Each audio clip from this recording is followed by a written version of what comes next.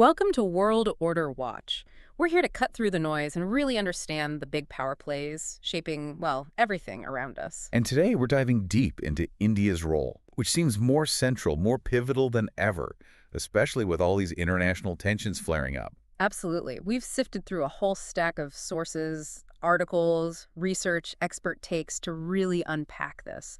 Our mission, as always, is to pull out the key insights for you. To help you really grasp this complex dance of power, something that could genuinely reshape the global order as we know it. We'll be touching on, everything from some pretty startling nuclear talk Yeah. to trade disputes, surprising military news, and this delicate balancing act India is trying to pull off. So, yeah, let's get into it. It's fascinating, really, how India is juggling so many high-stakes games at once. It feels like a real shift, from just reacting to actually trying to shape outcomes. Let's start with Pakistan, because some of the recent developments there are, frankly, deeply concerning. Their army chief, Asim Munir, visited the U.S. again recently, second time in 3 months. Right. And during that trip, he made some, well, chilling statements. He basically said, if Pakistan lost a war with India, we will take half of the world with us. Which sounds an awful lot like nuclear blackmail. It's being interpreted that way widely. Exactly, and it wasn't vague either. He specifically mentioned India building dams under the Indus Water Treaty, that crucial, often tense water-sharing agreement, Perennial flashpoint. and said, we will hit 10 missiles. What's the strategy here? Why this kind of rhetoric right now? Well, you have to ask what's underneath it, right? Some analysis suggests this isn't just military bluster. It might also be a tactic. A tactic for what? To pressure international bodies, the IMF, World Bank, the U.S., Saudi Arabia for financial aid. It's like weaponizing the fear of nuclear war for economic help, a very dangerous game. That's risky. Does it work? Certainly. Nobody wants to encourage it, but the alternative. And then there's the whole question of Pakistan's nuclear program itself. It's quite decentralized. Meaning questions about its reliability, its command and control, especially when the leadership sounds this, well, desperate. Is it a stable deterrent in these conditions? India is certainly watching this closely. And thinking about its own options, like preemptive strikes. That capacity is definitely part of the discussion in India, yes. If they felt an existential threat was truly imminent. And India's public response? It's been firm. Very firm. Absolutely unequivocal. They've stated any attack on their infrastructure, their people, anything that's an act of war, full stop, leading to full-fledged war. They're not mincing words. And their take on Pakistan's nuclear capability is pretty dismissive, isn't it? Like, stolen goods never prosper. Right, even acknowledging China's long-standing support for Pakistan in that area. And India's own army chief, Upendra Dwivedi, has explicitly told the nation to prepare for the next war. So they're taking Munir's rhetoric very seriously. Extremely seriously. Yeah. And it's fueling this push from India at places like the UN for Pakistan's denuclearization. Denuclearization. Is that realistic? Probably not in the short term, given Pakistan's security outlook.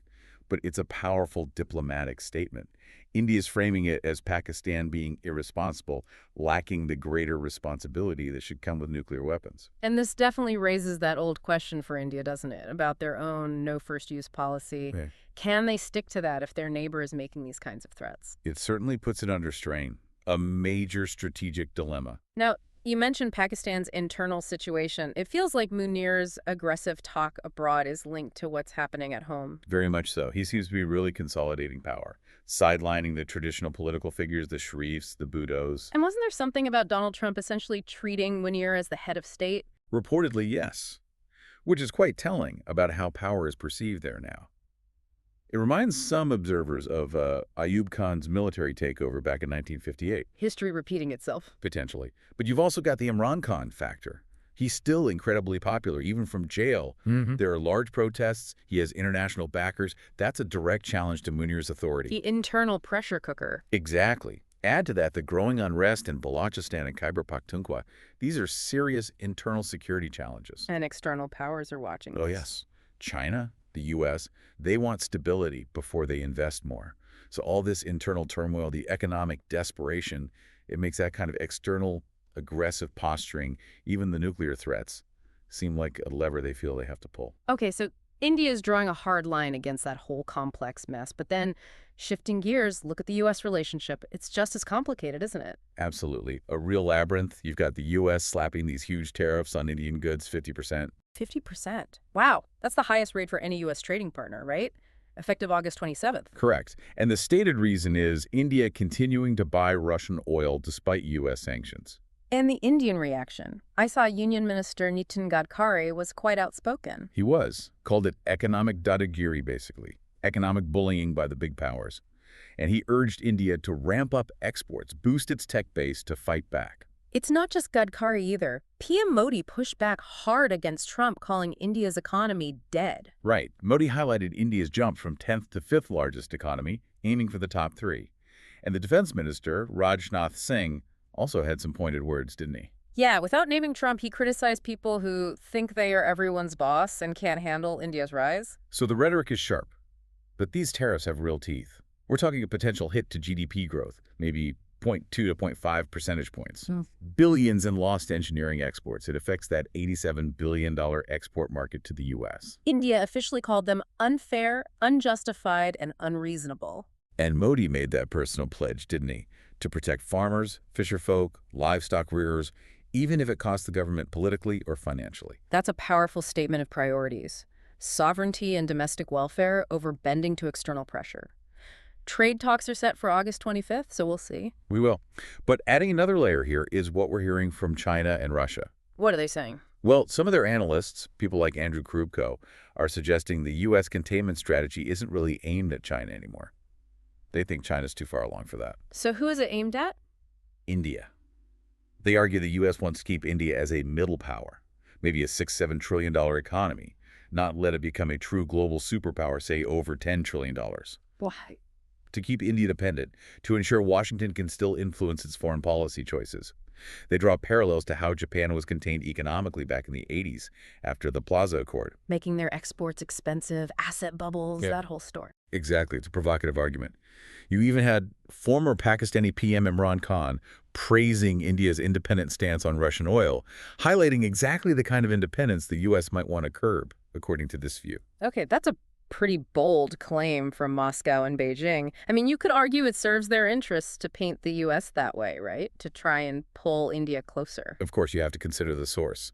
But the perception itself, whether entirely accurate or not, definitely plays into India's strategic thinking. And it creates this strange paradox because despite the trade fights, the U.S.-India defense relationship is incredibly deep. It really is. India buys a lot of high-end American gear.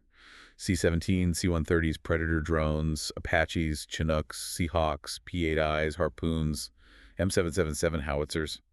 The list goes on. It's not just buying stuff either. They sign those foundational agreements. All 4 of them. Lemaway for logistics, Comcasa for secure comms, though, that had some data sharing concerns initially. Right. And Beka for sharing satellite data for targeting. And GSOMIA for information security. Precisely.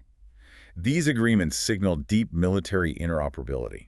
It makes walking away from that defense relationship very, very difficult. A real U-turn would be tough. Okay, but then came this revelation. This is the jaw-dropping part for me. The S-400 disclosure, yes. Indian Air Chief Marshal A.P. Singh revealing that during something called Operation Sindoor, India's Russian S-400 system shot down 6 Pakistani aircraft. 5 fighter jets and 1 larger plane, maybe an AWACS or ELINT type, and get this at a range of 300 kilometers, deep inside Pakistani territory. Incredible. They're calling it the largest ever recorded surface-to-air kill. If the details hold up, it's historically significant, yes. And he also confirmed they destroyed Pakistani F-16s on the ground at their bases. Shahbaz Airfield, Ballari Air Base. Why release this information now? They said it was held back for about 100 days. Diplomatic reasons, they said. But the timing seemed deliberate. It counters Pakistani narratives, for one, but it also sends a very pointed message, particularly to the U.S., right? Awesome. The message seems to be, your closeness to Pakistan didn't protect them.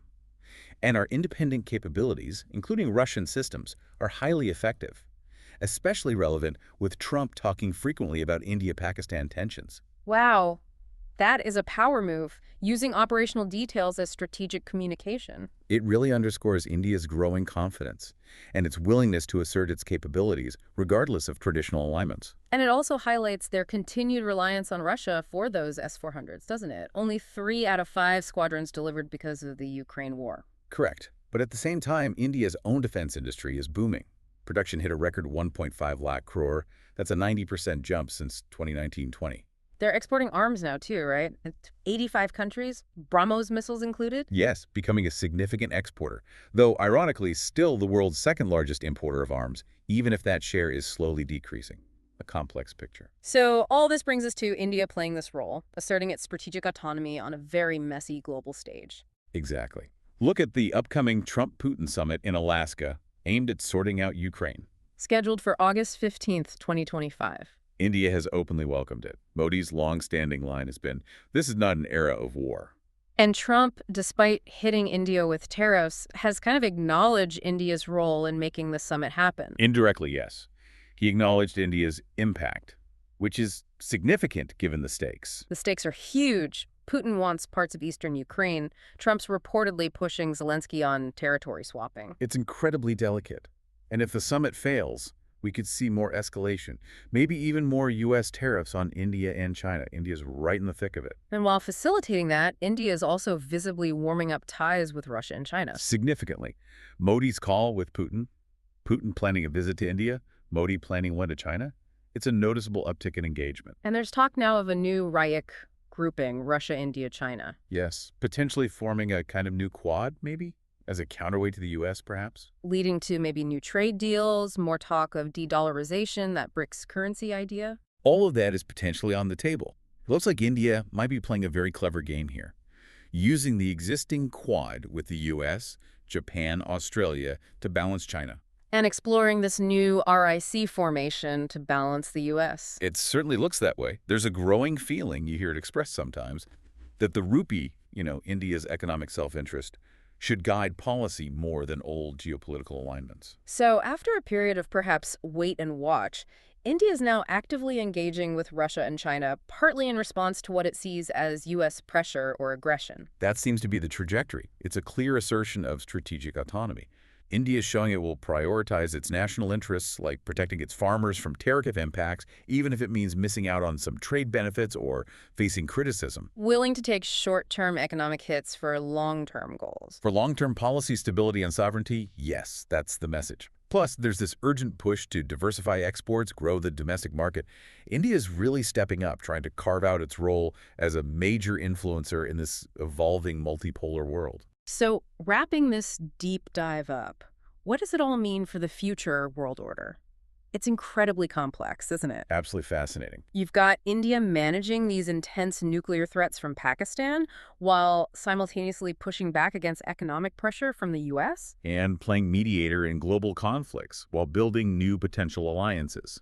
It feels like India isn't just reacting anymore. It's actively trying to shape its own path, pushing back against that datagiri, standing firm on its autonomy. It's a picture of a nation being both cautious and quite bold, making calculated moves. Moves that will definitely ripple outwards and influence that future world order we talk about. So, as India continues its rise, maybe the question for you, the listener, is this. How might India's clear commitment to its own interests, even if it means short-term economic pain, fundamentally change the global power game? And maybe what new rules of engagement start to emerge when more nations decide to assert their independence like this in such a rapidly changing world. Something to think about.